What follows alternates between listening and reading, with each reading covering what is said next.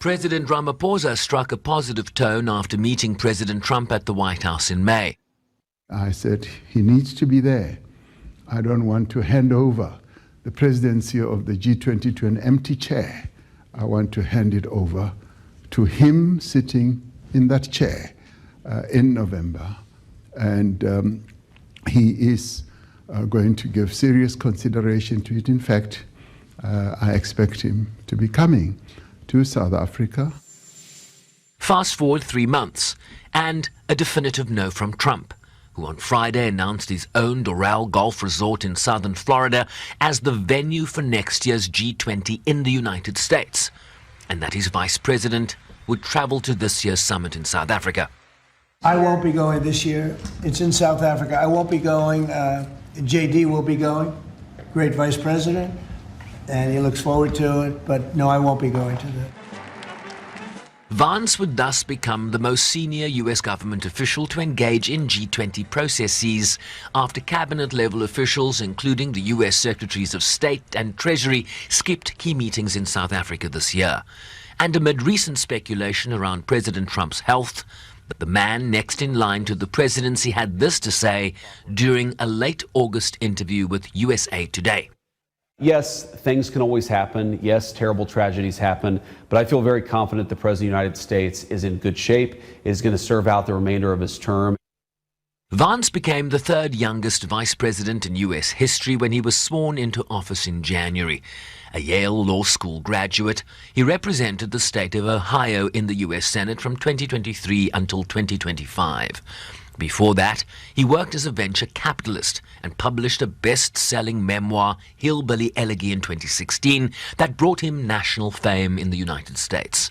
He is a strong opponent of diversity, equity and inclusion, which he views as a destructive ideology, and describes himself as a member of the post-liberal right. He echoes the sentiments of the president in his engagements. Take his first official trip abroad as VP that included a stop at the Munich Security Conference in Germany in February, in which he attacked European democracy, including around issues of free speech and migration. Unfortunately, when I look at Europe today, it's sometimes not so clear what happened to some of the Cold War's winners. I look to Brussels, where EU commissars warn citizens that they intend to shut down social media during times of civil unrest the moment they spot what they've judged to be, quote, hateful content.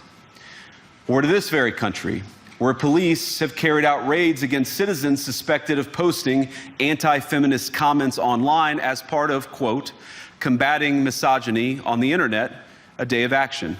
In Washington, there is a new sheriff in town. He also caught the world's attention during his dressing down of Ukraine's President Volodymyr Zelensky during an Oval Office visit in February. Mr.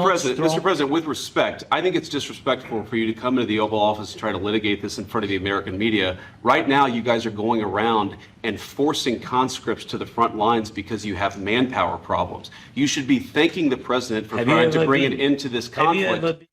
While on a recent working holiday to the United Kingdom, the VP's visit didn't go well with the local residents in the English hamlet of Dean. The fact that all this is in aid of JD Vance, who is a deeply objectionable person, who bullied Zelensky in the Oval Office and told him to say thank you, who's busy deporting foreign students if they stand up for Palestine and Gaza, who's pushing an agenda of racism and bigotry and hatred, who's pushing America along the road to fascism. You know, I don't think I feel, and many others feel, we can't allow someone like that to come into our village and not say something publicly against it. And with South Africa's G20 theme of solidarity, equality and sustainability already drawing criticism in the current US administration, Vance is likely to use the G20 platform to advocate for a greater protectionist America First stance. While President Trump will be absent from South Africa this November, expect Vice President Vance to be a vessel who will ably represent the views of this administration in that multilateral forum, which will also mark his first visit to the African continent. Vance and Trump have often favored an isolationist or unilateral approach to foreign policy, which is a departure from the thematic peg of solidarity, while the administration's domestic policies have sought to undercut the preponderance of scientific evidence that views climate change as an existential threat to the sustainable planet that most countries and formations within the G20 already agree on. Sherman Bryce-Pease, SABC News, New York.